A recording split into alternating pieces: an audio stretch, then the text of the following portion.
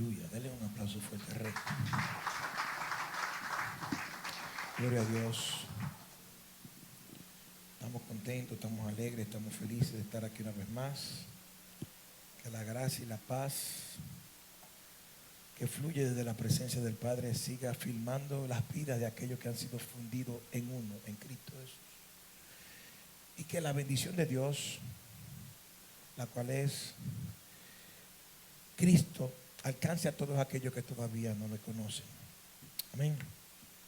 Brevemente, antes de comenzar en la asignación que tenemos en este día de ministrar bajo el tema Firmados por Cristo, quiero recordarles que mañana tenemos un compromiso como congregación en la iglesia de nuestro pastor Rubén y Noel y Ricardo de Noel, Congregación Apostólica y Profética de los Proveedor, donde cada año tienen una actividad para la juventud. Así que mañana 23 de septiembre estaremos allá a partir de las 7, ¿verdad, Rubén? En la actividad que se hace por la juventud de la nación. No hay ningún tipo de actividad para mañana, no hay ningún ensayo, no hay ningún compromiso, solamente estar allá apoyando a nuestros hermanos. Eso está entrando en la Pola Malvina, frente a frente a una de las paredes del asilo de ancianos. Bien, quiero darle la bienvenida a los que nos visitan por primera o segunda vez a la casa del Padre y una bienvenida especial a una hija que nos llegó de Estados Unidos hace una semana. Dios te bendiga, Yumeki. Gracias por estar con nosotros en el nombre de Jesús. Bien, Padre, gracias por la oportunidad de estar reunidos una vez más en familia y te pedimos, precioso Espíritu Santo, que sea usted continuando ministrando en nuestras vidas a través de su presencia y de su palabra. Tú eres nuestro maestro por excelencia. Ayúdanos, Señor.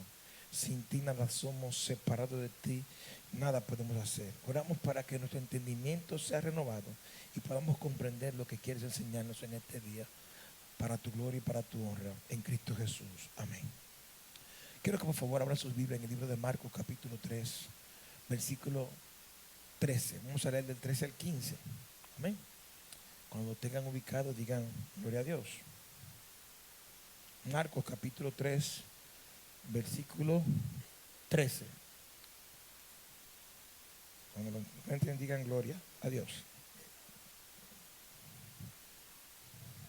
Amén. ¿Quieren un chin de agua? Ok. Caro, ¿quieren un chin de agua, mi amor? Si consiguen un chin de agua, Caro, que está tosiendo. Bien, leemos la palabra en el nombre del Padre, del Hijo y del Espíritu Santo. Y la prosa dice así. Después subió ¿a dónde? Y llamó así a los que él, me encanta cuando Dios opera de esa manera. La única manera que se para esa, como él quiere. Y vinieron ¿a dónde? Y estableció a 12 para que estuviesen ¿con quién? Y para enviarlos a predicar. ¿Y que estuviesen qué? Para sanar enfermedades y para echar fuera. Vamos a dejarlo ahí. Hay algo muy interesante en todo esto. Cuando nos vamos a la eternidad, nos damos cuenta que el Dios invisible quiso hacerse visible. Nos damos cuenta que la familia preexistente quiso hacerse existente.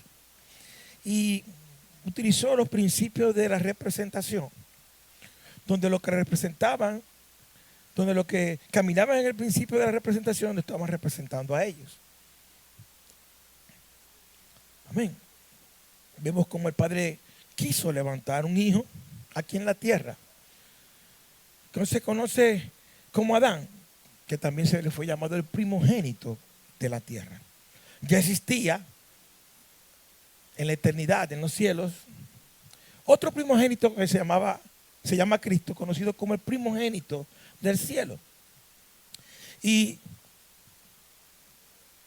dice la palabra de Dios en el libro de Génesis que el Elohim, el Dios Trino, se dijo a sí mismo, hagamos. ¿A quién? Al hombre. A nuestra imagen y nuestra semejanza. Siempre quiso hacerse presente aquel que existía en la eternidad a través de este principio hermoso llamado el principio de la representación. La intención de ser representado por un hijo no solo implicaba salir de la invisibilidad, sino que también implicaba tener comunión con él Y vemos como en el Edén el Padre no solamente formó a Adán, sino que también tenía comunión con él. Luego vemos lo mismo que pasa a través de Israel. Y después lo vemos en el tiempo presente a través de la iglesia. Vamos al libro de Éxodo capítulo 4. Amén. Del 22 al 23. La lectura base va a ser Marcos 3, pero quiero leer esto para que entiendan lo que voy a hablar en esta hora. Éxodo 4, 22 y 23. ¿Lo tienen ahí? Ok. Dice, ¿y dirás a quién?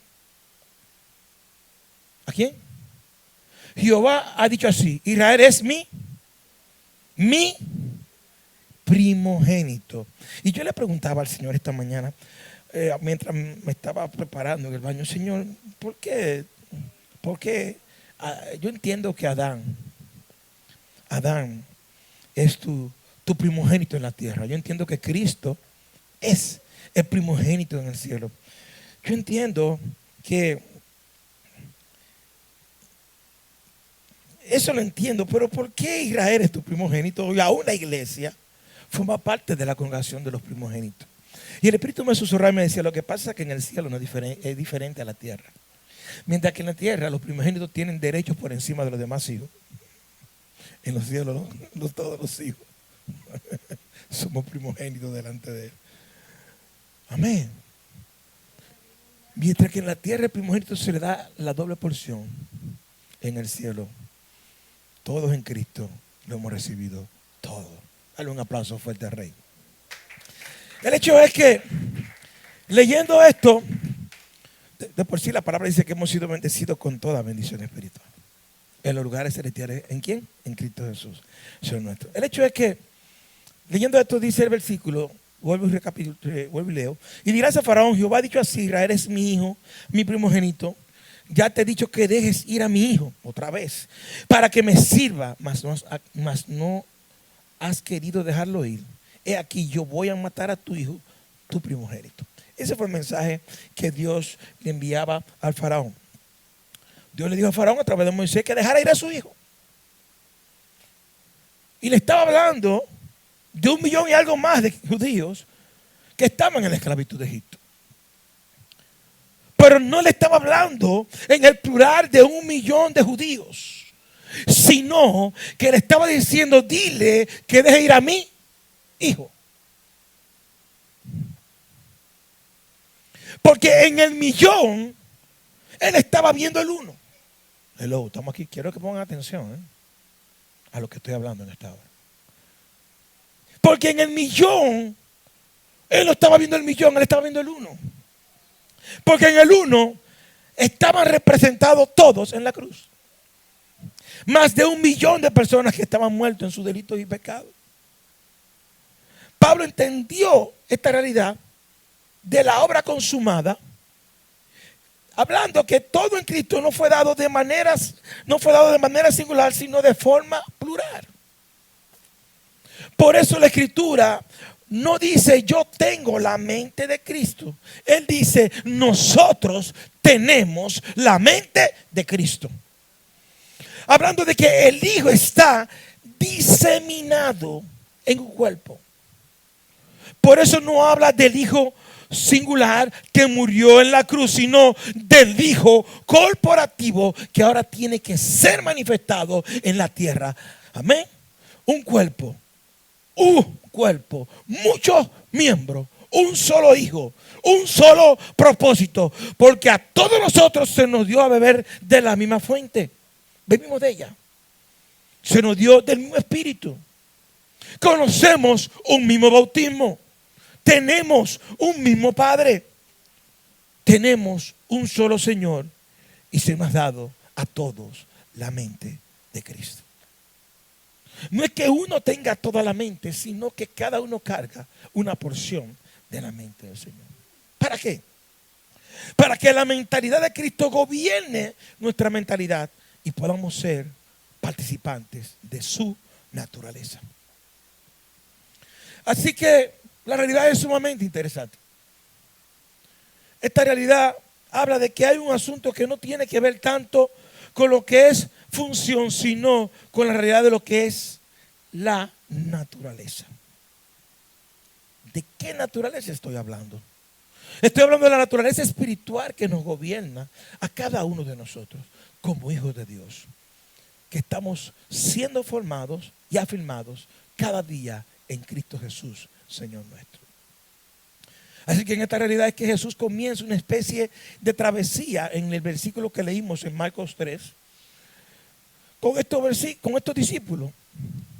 Esta travesía que no se queda en la experiencia de ellos, sino que debe de pasar como una especie de bitácora y mapa para nosotros poder entender procesos que tenemos que vivir en la vida.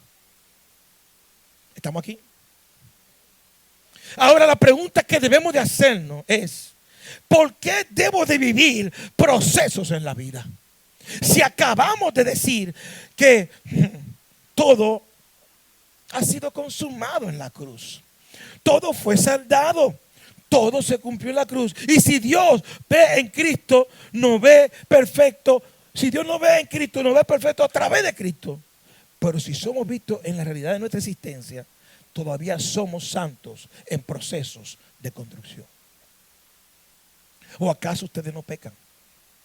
¿O acaso ustedes no tienen cosas que tienen que arrepentirse y convertirse otra vez? ¿O acaso ustedes no hay áreas que tienen que entregar al Señor?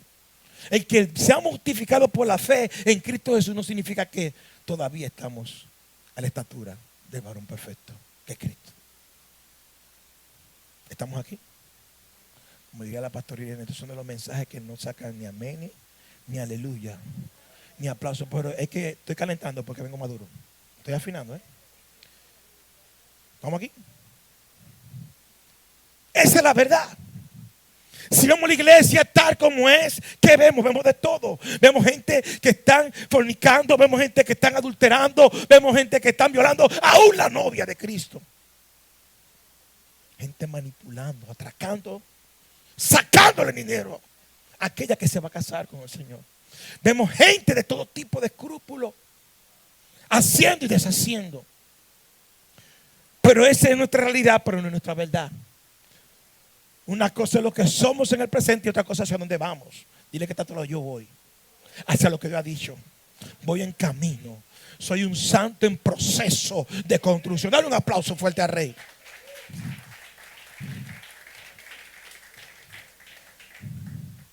Así que quiero decirles que yo no tengo todo. Quiero que ustedes entiendan que yo tampoco lo he alcanzado todo. El apóstol Pablo decía: ciertamente no lo he alcanzado todo, sino me desconecto de lo que está como y me extiendo hacia dónde. A ver si puedo alcanzar a aquel que me alcanzó primero a mí. Porque mucha gente piensa que alcanzaron a Cristo y no se saben quién fue el que lo alcanzó a ustedes. ¿Estamos aquí? Así que digan conmigo: estamos viviendo entre lo que somos y lo que hemos de ser. Míreme bien.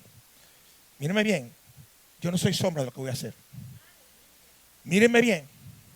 Esto es lo que yo soy hoy. Pero cada día hay una obra de Dios en nuestra vida.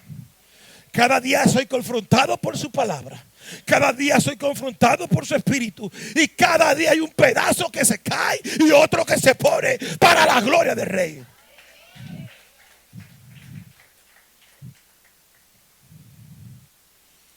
Juan le llama a esto: ahora somos hijos de Dios, pero todavía no se ha manifestado lo que ha de ser manifestado a través de nosotros. Y cuando esto se manifieste, ¿sabes qué? Le veremos tal y como Él es. Por eso estamos entre lo que somos y lo que hemos de ser. En Él fue todo cancelado, completo y pago. Pero usted y yo todavía necesitamos muchas otras cosas.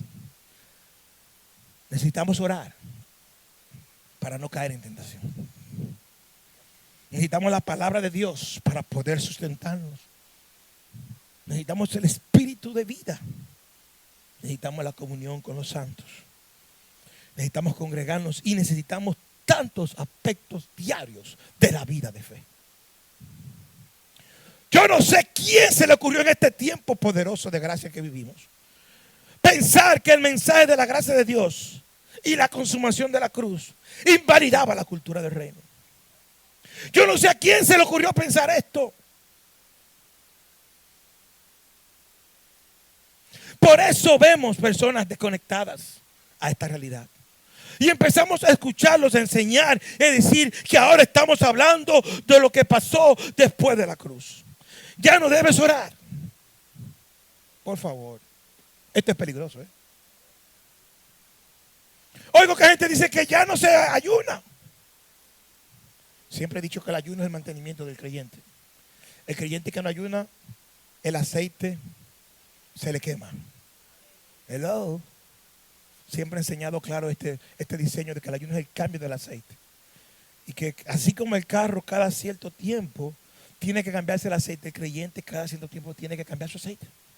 Y es el ayuno que hace que cambie el aceite. Porque el ayuno lo que hace es que se manifiesta las impurezas que tenemos adentro. Yo no creo que el ayuno que le doble el brazo a Dios. Nadie le doble el brazo a Dios. Dios es soberano, fíjense de eso. Pero yo sí creo en el ayuno que hace que tu aceite se cambie. Yo sí creo en el ayuno que hace que hagan cambios en tu vida. En que se manifieste y salga lo malo y te pongan lo bueno, lo nuevo, lo de Cristo. ¿Cuántos dicen amén a esto? Yo no creo en el aceite. Yo no creo en el ayuno que le cambie el corazón a Dios, sino creo en el ayuno que te cambie el corazón a ti y te pone en la posición correcta para que entonces Dios te escuche. Ay, no me están escuchando. Yo quiero que escuchen lo que el Espíritu está hablando. Yo no creo en el ayuno que nadie, yo no creo en ese ayuno de que le voy a cambiar el corazón a Dios. Ahora, yo sí creo en el ayuno que te cambie el corazón a ti, que te parte en dos y te pone en la posición correcta para que tengas acceso. ¿A dónde? Al trono, donde puedes encontrar un pronto auxilio, ayuda en el oportuno. Eso sí creo yo. Me gusta eso. ¿Qué es lo que me llama? Me encanta eso. En eso sí yo creo. En el ayuno que te alinea para que tú puedas hallar gracia. ¿Qué es lo que necesitamos nosotros? La continuidad de la gracia y de la paz que fluye en Cristo en nosotros. ¿Estamos aquí? Esto es peligroso, hermano. Oigo otros que dicen que ya no debo de congregarme. Otros dicen que yo puedo pecar y como quiera estoy salvo, porque soy salvo, siempre salvo. Hermano, esto es peligroso. Esto es peligroso. Dicen, porque a la larga Cristo lo pagó todo y lo cumplió todo en la cruz. Por favor, entendamos que quien hizo fue Cristo, pero no yo lo hice, no fui yo. Tú lo hiciste. ¿Estamos aquí? Yo no creo que tampoco usted lo haya hecho. Y no es que tengamos que hacerlo, entiéndase lo que digo. Oigo a otros que no tenían ningún tipo de responsabilidad. Y ahora dicen que yo no tengo que ofrendar ni honrar a Dios, ni diezmar con mi finanza, nada. Porque ya Cristo lo resolvió y lo pagó todo en la cruz. Esto es peligroso. Esto es muy peligroso.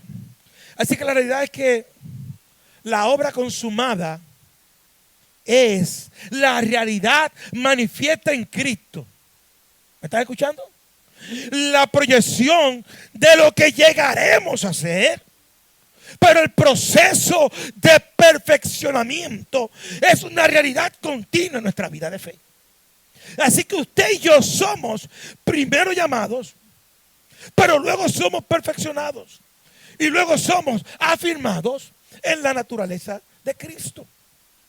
Este llamamiento no queda sin propósito, sino que Dios decide entrarnos en los procesos de formación para formar en nosotros y afirmar en nosotros la imagen de aquel que nos llamó de las tinieblas a su luz admirable. Pellique a alguien para que no se duerma. Pellíquelo duro, que grite. Pellique al que está a su derecha, pellíquelo. Que grite, que diga, guay, que yo le escuche. Ah, está bien. Es para que no se duerma, ¿eh?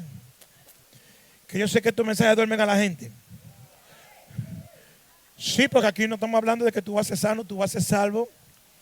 Ni tampoco estamos hablando de jipeta, ni que te van a resolver problemas. Aquí estamos hablando que por qué tú tienes que vivir procesos en la vida. Y a la gente no le gusta ser procesada. Ese proceso se compone de diferentes realidades que cada día vivimos a diario. Valga la redundancia. Realidades prácticas que no son experiencias espirituales tan elevadas que alguien no puede comprender. Pregunto, ¿quién no ha sido probado?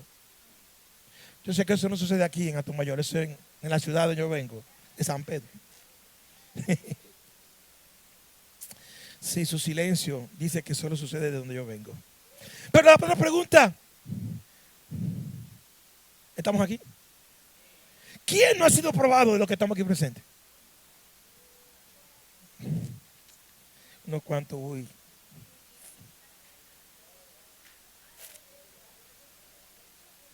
Y de los que han sido llamados al ministerio, ¿quiénes no han sido probados? La siguiente pregunta sería, ¿quién es que no ha sido tentado? Eso no le pasa a ustedes, a mí nada más que me pasan las tentaciones.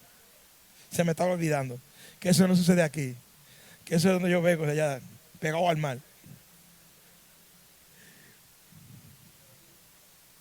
¿Quién no ha pasado por alguna tentación? ¿Y quién que no ha sido atribulado en algún momento en su vida? Para luego de ser procesados de diferentes formas, ser perfeccionados hasta ser llevados al estándar del Hijo maduro, que es Cristo, el Hijo del Dios viviente. Así que usted y yo tengo la agradable noticia de darle que pasaremos procesos. Usted y yo pasaremos pruebas. Usted y yo pasaremos por tentaciones. Usted y yo pasaremos por tribulaciones. Este es el Evangelio. Dígale que está a su lado, bienvenido al Evangelio que incluye la cruz de Jesucristo. Yo no sé por qué algunos enseñan otro evangelio. Enseñan un evangelio sin cruz. Enseñan un evangelio sin sufrimiento. Enseñan un evangelio sin procesos, donde la realidad es que venden un sueño a aquellos que vienen al Señor. Y cuando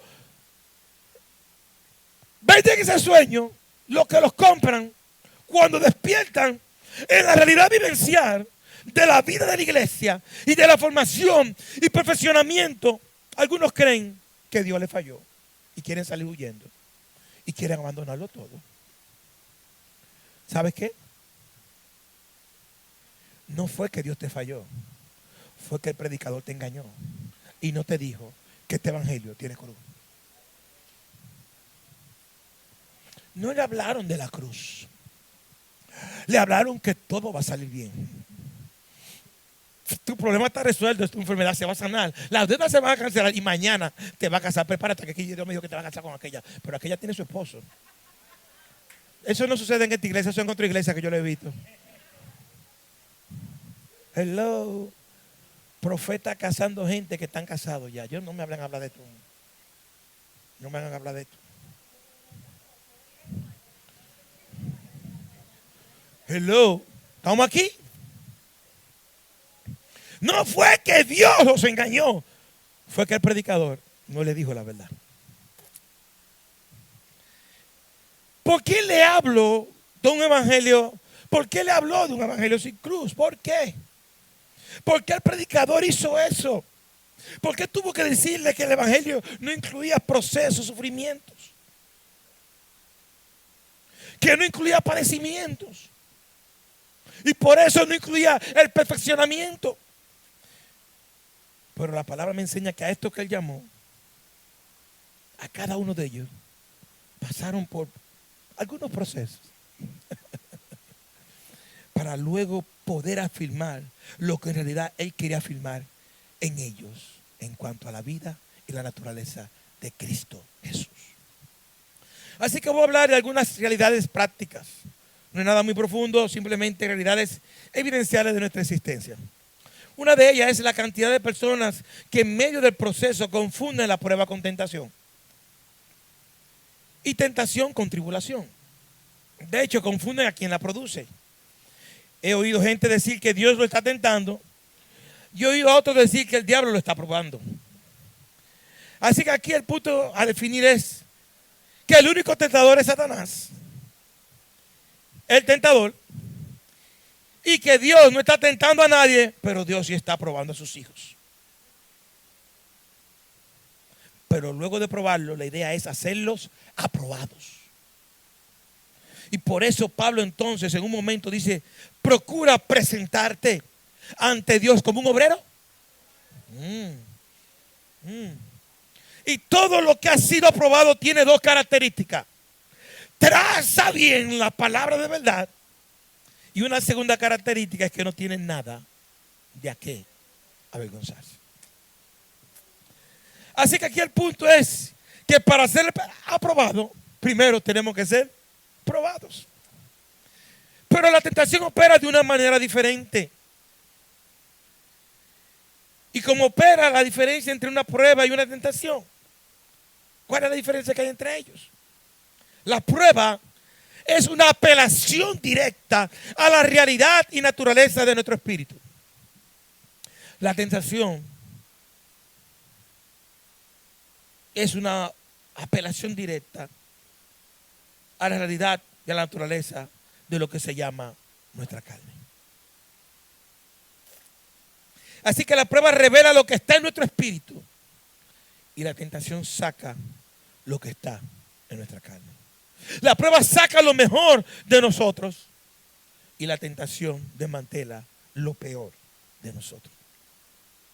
Pero falta la tribulación. Entonces, si la prueba tiene un objetivo y la tentación tiene otro objetivo, ¿cuál es el objetivo de la tribulación? Y es que para hablar de tribulación tenemos que hablar de lo que es el tribulador. Y un tribulador era una especie de tridente, como de un rastrillo, que se empleaba en la tierra y se incrustaba en ella y arrancaba las piedras más escondidas para dejar el terreno fértil para cuando fuera a sembrar una semilla pudiera germinar y pudiera producir. Así una especie de arado ese instrumento. Así que nosotros no solo seremos probados, nosotros no solo seremos tentados, sino que seremos atribulados para poder ser luego afirmados en Cristo. Y que a través de ser afirmados en Cristo Jesús, nosotros podamos ser el terreno fértil en donde la buena semilla de la palabra de Dios pueda producir el fruto correcto al 100%. Esta realidad de la que yo estoy hablando tiene un fin en mente.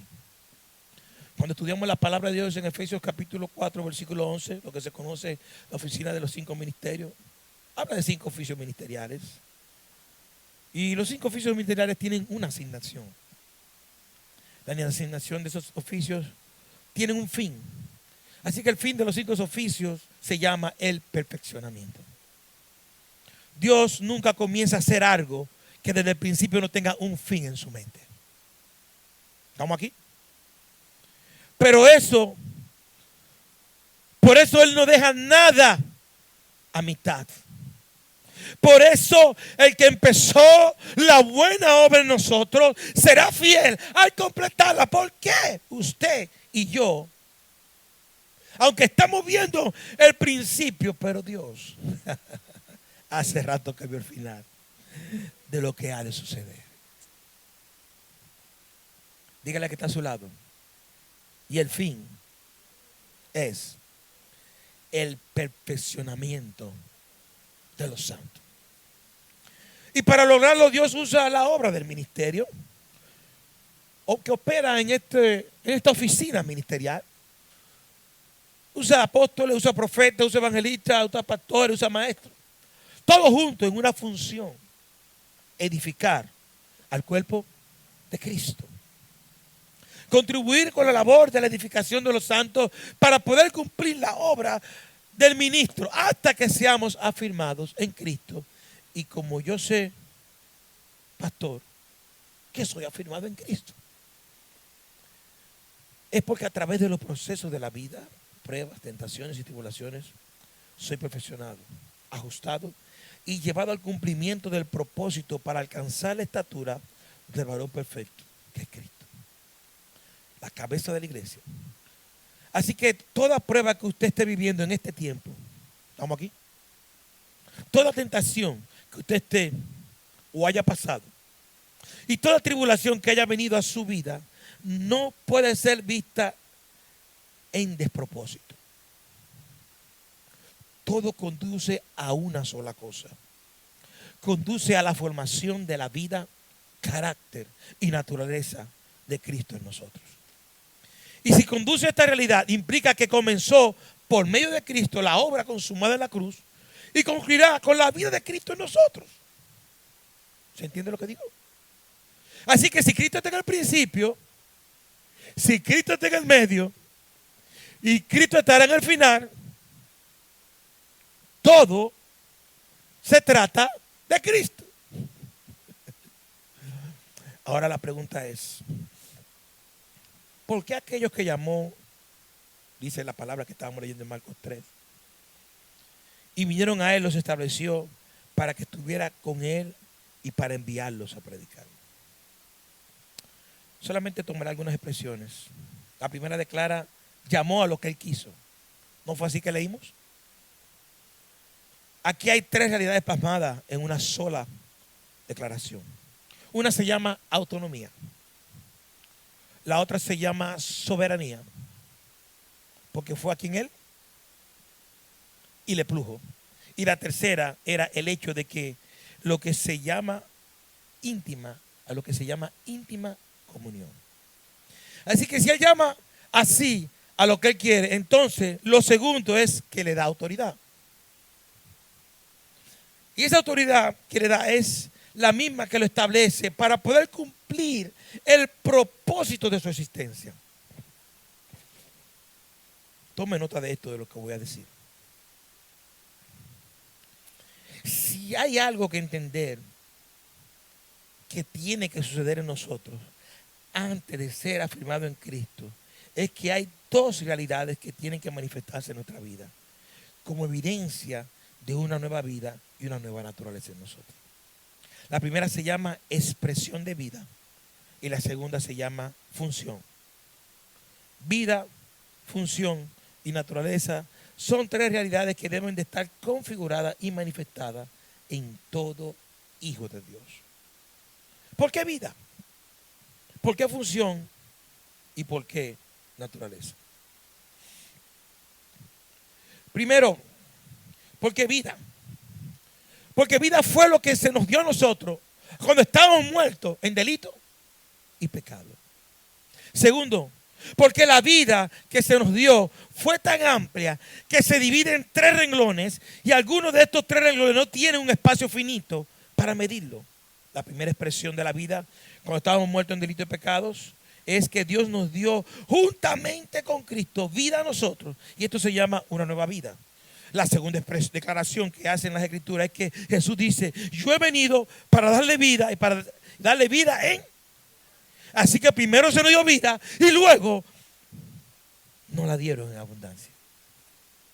Pero la tercera expresión dice, si esta abundancia se acaba, no tengan problema, porque en mí ustedes tienen vida eterna. O sea que mi eternidad no depende de la abundancia. Me encanta eso. Así que se me dio la vida cuando estaba muerto.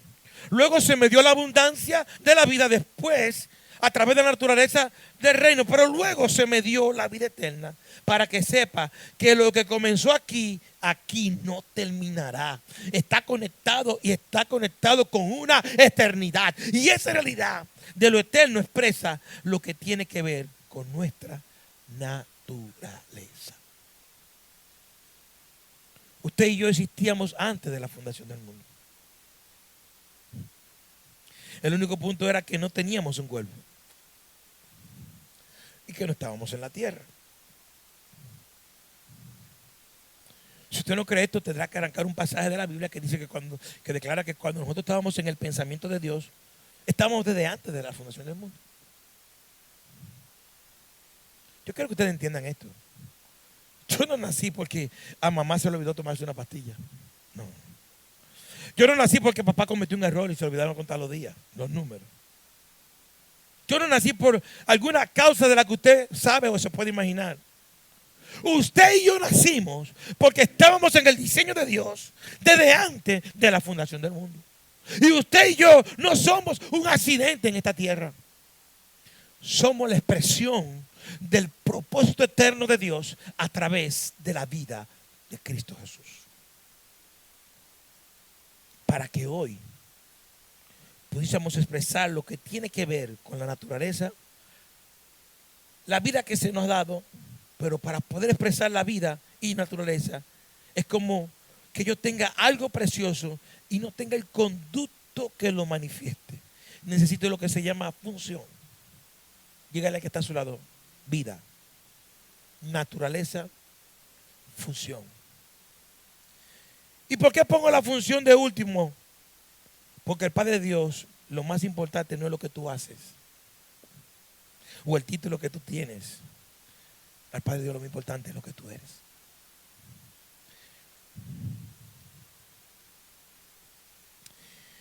¿Y dónde está la situación que no ha quedado como un efecto colateral de una mala praxis religiosa del pasado? Que al invertir el orden para muchos, lo más importante es lo que hacen, luego lo que expresan y de último, lo que son delante de Dios. Por eso hay gente que si no tiene un título se deprimen y si no le dan participación en la iglesia se van. Por eso hay personas que vienen a lugares como esto y si no le dan una plataforma como esta para que pasen media hora diciendo salutaciones como hacían los escribas y los fariseos que hablaban en público para ser oídos por sus largas salutaciones, entonces entra en un estado de descomposición interna porque pusieron primero la función, segundo la naturaleza y tercero la identidad. Así que el punto aquí es que Dios no anda ni buscando ni siendo impresionado en lo que usted y yo hacemos, sino en lo que usted y yo somos. Porque lo que determina lo que hago no es lo que soy. Lo que soy jamás será determinado por lo que hago. Con título y sin título, con personas y sin personas, con fama y sin fama, con reconocimiento y sin reconocimiento, usted y yo tenemos lo más poderoso que hay sobre este planeta Tierra. Somos hijos de Dios.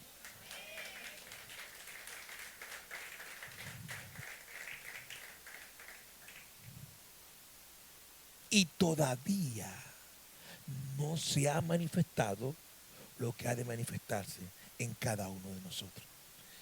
Una cosa es lo que somos, y otra cosa es lo que ha de manifestarse en nosotros. Una cosa es nuestra realidad vivencial en el momento y otra cosa es donde Dios nos está llevando. Así que para poder Dios llevarnos allí, Él nos pasa por diferentes procesos. ¿Alguien ha pasado alguna vez por algún proceso?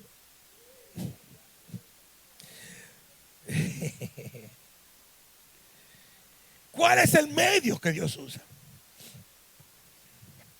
El fin lo hablé. El fin es que seamos afirmados en Cristo. Pero estoy en el medio de lo que Dios está usando. La Biblia le llama al medio, diga conmigo, perfeccionamiento. Y déjeme decirle que la palabra perfeccionamiento es exactamente la palabra que se usa para un hueso mal puesto. Donde hay que romperlo para volverlo a colocar correctamente hasta que produzca la postura correcta en aquel en quien ha sido corregido. Perfeccionamiento significa restauración de algo que perdió el propósito para lo cual fue creado. Perfeccionamiento implica proceso de dolor. Perfeccionamiento implica quebrantamiento. Y para algunos quebrantamientos está compuesto por dos cosas que no son reales. Hay gente que entiende que el quebrantamiento es que él quebranta y luego yo miento. Pero la realidad es que el quebrantamiento. Señores, denle un aplauso al Señor.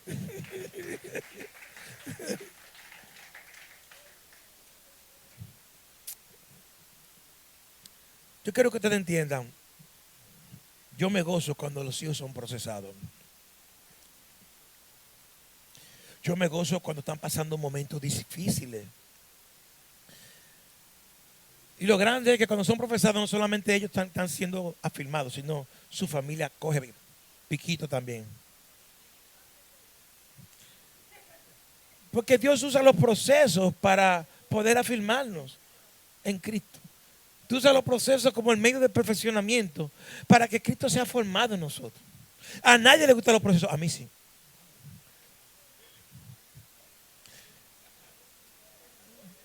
¿Le digo una mentira? Ustedes han sido testigos de mi proceso, ¿sí o no? Yo sé que al principio sabe mal, todo el mundo enguña la cara, salen las lagrimitas para el final. Dale un aplauso al Rey por eso.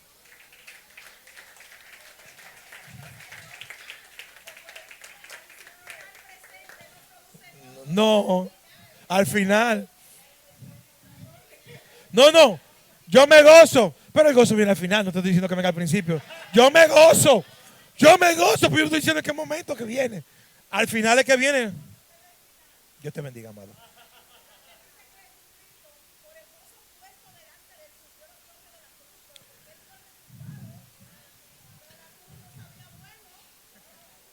Por eso es que predican un evangelio sin cruz. Predican un evangelio que no tiene cruz. Cuando yo veo que algún hijo empieza a ser procesado, y empieza a ser machucado, y empieza a ser golpeado, y empieza a ser desmantelado, y yo veo que el proceso está produciendo un cambio. Porque si no produce cambio no me preocupo. ¿Le puedo hablar sincero? ¿Le puedo? Estas canas que tengo no son de vale. Cuando no produce cambio lo que están viviendo, yo me preocupo, sufro. ¿Qué está pasando? Pero cuando lo que están padeciendo están manifestando la vida de Cristo, yo me gozo. No, y yo se lo digo cara a cara, tranquilo, yo estoy feliz porque tú estás siendo pasado por este proceso. Porque hasta que Cristo no se ha formado, tú no vas a salir de ahí. Ahora, cuando Cristo se ha formado, veremos lo que ha de ser manifestado en ti. Todavía no hemos visto, pero se está empezando a ver las señales. Yo no, siento a Dios. Se está empezando a ver como, yo no sé si ustedes están entendiendo. Es como cuando una mujer está cocinando. Todavía no está la comida, pero el olor se siente. Y te llaman para que pruebe. No te la han dado con la comida, pero te dan un ching y tú pruebas y dices, dale un aplauso fuerte al Rey. Aleluya.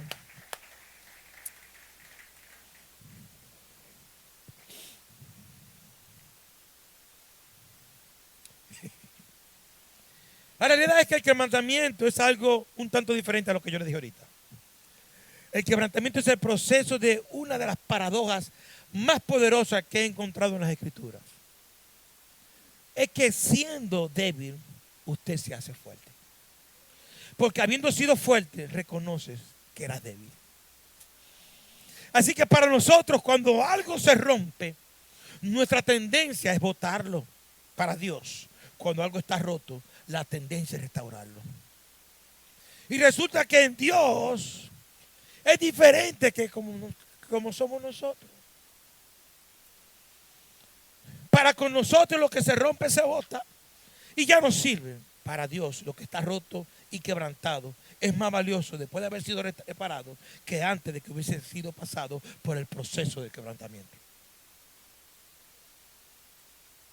¿Estamos aquí? Ese mensaje para mí, no es para ustedes. Yo me lo gozo. Esa es la verdad. Y queremos salir huyendo del proceso. La familia no entiende lo que nos está pasando.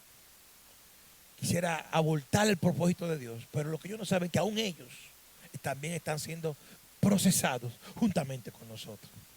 Porque cuando vean lo que ha de ser manifestado, tendrán que darle toda la gloria a Dios. ¿Cuántos dicen amén? Dale otro aplauso fuerte al Rey. Por lo tanto, todo esto se llama perfeccionamiento. Así que Dios va perfeccionándonos por medio de los procesos del sufrimiento, de las pruebas, de las tribulaciones, de todo lo que vivimos en nuestro diario andar, en el ministerio, en la vida de fe, en cualquier área. Por eso usted nota que los 3 años de ministerio de Jesús estuvieron cargados de realidades. Quizás yo no te quiero asustar, pero te lo tengo que decir. La primera fue el año de la inauguración gloriosa de este ministerio. El segundo fue el año donde empezó el rechazo a lo que comenzó con las palmas diciendo, bendito el que viene en el nombre del Señor. Y el tercer año terminó con el proceso más hostil, donde las multitudes decían, suelten a Barrabás y crucifíquenlo a él. Así que detrás de cada gloria hay una historia. Para poder verla, tendremos que entender el poder que radica en la cruz. Y esta realidad del perfeccionamiento tiene un objetivo.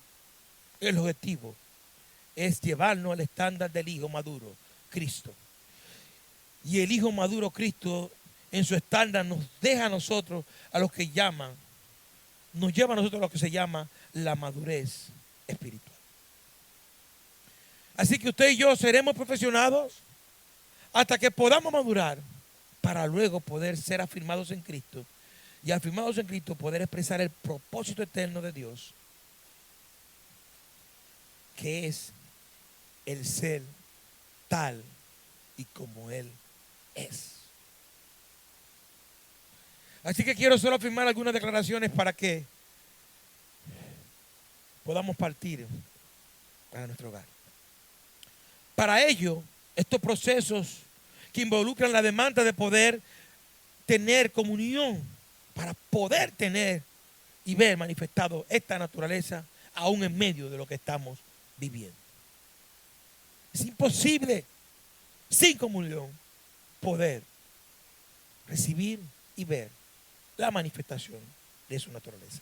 Quiero que busquen su Biblia en el libro de Primera de Pedro, primera epístola del apóstol Pedro, en el capítulo 5, por favor. En el versículo 10, voy a leer un versículo aquí. Entonces hay 4 declaraciones poderosas que quiero resaltar. Primera de Pedro 5:10, ¿estamos ahí? Mas el Dios de toda, que nos a su eterna, ¿en quién? Después que hayáis, dígamelo en cámara lenta, padecido un poco de él mismo os, luego y luego. Estas 4 declaraciones hacen una predicación poderosa. Padecimiento, fortalecimiento, afirmación y establecimiento. Etapas necesarias antes de ser afirmados en Cristo.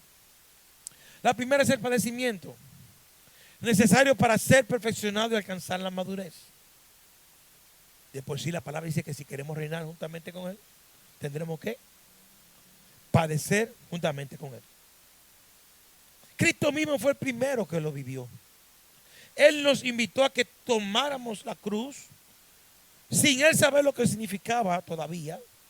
Él vivió lo que estaba enseñando. El que quiera venir en pos de mí, niéguese, tome y sígame. Todavía no había sido crucificado, pero luego vivió lo que estaba enseñando. Segunda declaración, perfeccionamiento es aquel que trae corrección a nuestra vida, es aquel que produce un espíritu humilde, es aquel, aleluya, que trae un proceso que en su contexto original se llama catartismo. Y este catartismo es el rompimiento de algo para luego hacerlo mejor de lo que era antes de haber sido roto. La tercera realidad es la firmeza. Es aquello que es afirmado en Cristo, que está estable, que es inamovible, que no puede ser conmovido con facilidad. Pero este propósito de cumplir nos lleva a 5 realidades que solo pueden ser manifiestas después de haber pasado por estos procesos. La primera realidad a la que nos lleva el perfeccionamiento es el crear una dependencia absoluta de Dios. En los procesos aprendemos a depender de Dios. Por lo tanto, después de un proceso Aprendemos esto y no de nuestra propia capacidad y no de nuestra propia carne y no de nuestra propia fuerza, sino el producto del proceso mismo. El segundo es quebrantar las fortalezas existentes en nuestro corazón. El tercero es afirmar nuestro carácter. El cuarto es madurar a través de la perfección. Y el quinto es estar preparado para manifestar a través de nosotros toda buena obra. Y esta realidad entonces la plantea la Escritura a través de varias etapas, entre ellas el perfeccionamiento, entre ellas todo aquello que tiene que ver con el llevarnos a nosotros al cumplimiento pleno de lo que nos ha sido encomendado en Cristo Jesús.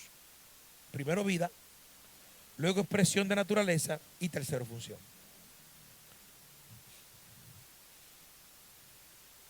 Él nos llama no para que hagamos algo, sino primero para que estemos con alguien. El llamamiento que le hizo a los que él quiso fue para que estuvieran con él. El problema es que nosotros queremos estar haciendo cosas sin estar con él. Tenemos que entender que antes de ser enviados primero tenemos que estar con él.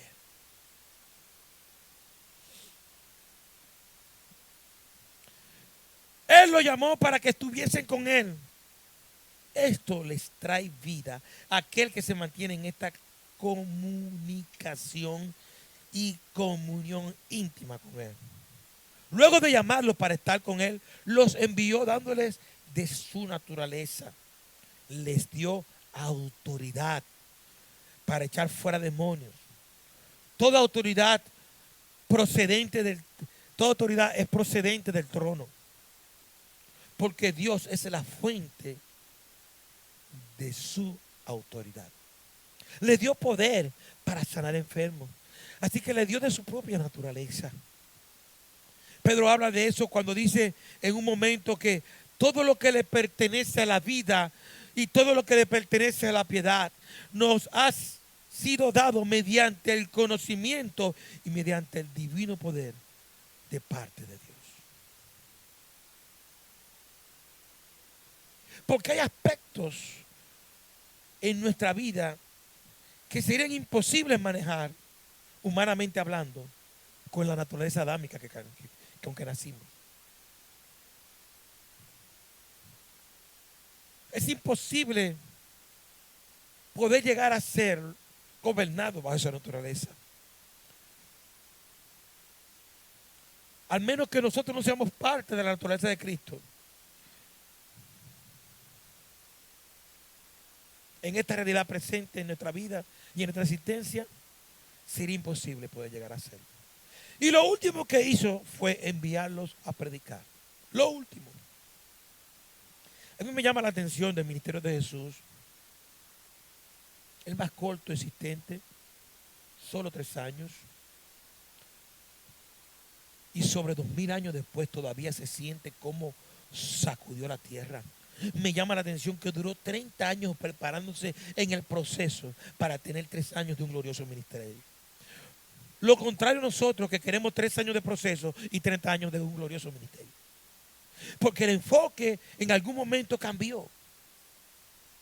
Porque lo que en un momento empezó con la vida, continuó con la naturaleza y culminó a través de una función. Ahora ha puesto que lo primero que a muchos se le ha planteado en su mente es una función para ver si queda vida o si quedan vivos y si quedan naturales en ellos.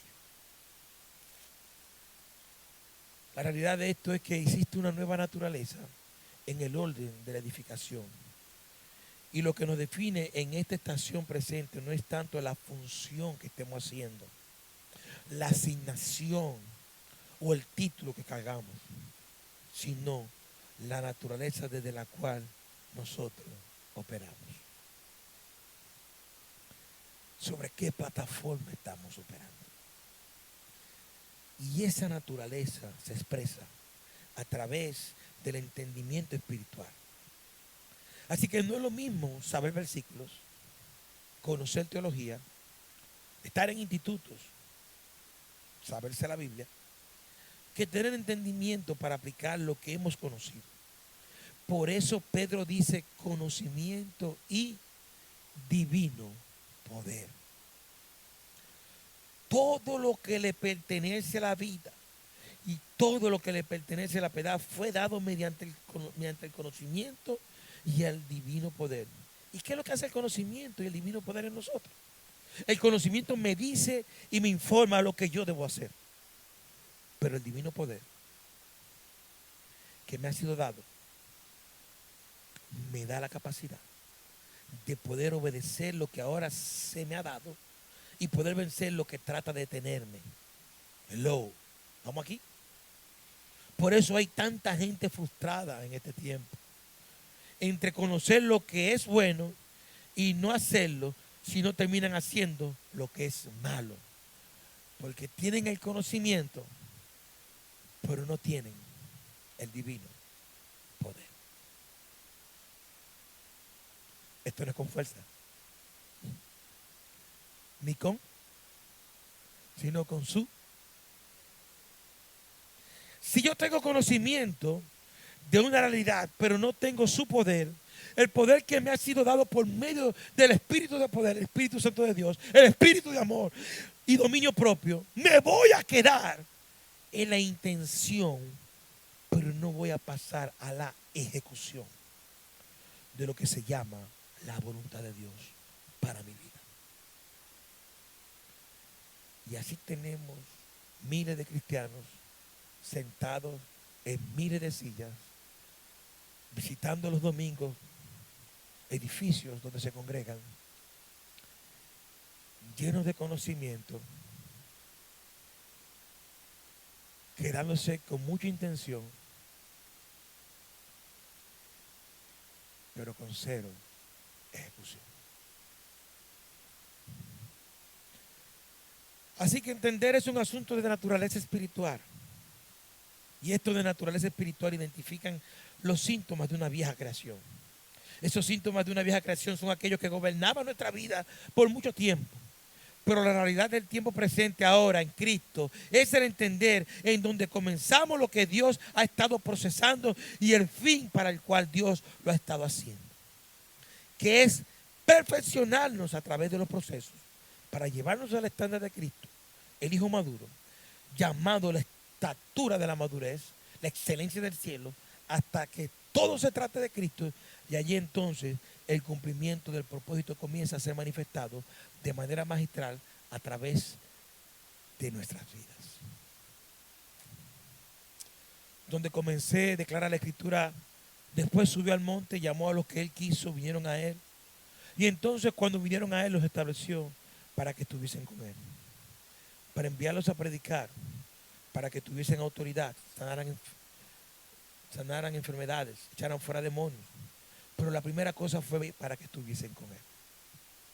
Así que función, vida y naturaleza son tres realidades que tienen que ser manifestadas en nuestra vida. Ellas nos llevan a la afirmación de la vida y del carácter de Cristo en cada uno de nosotros.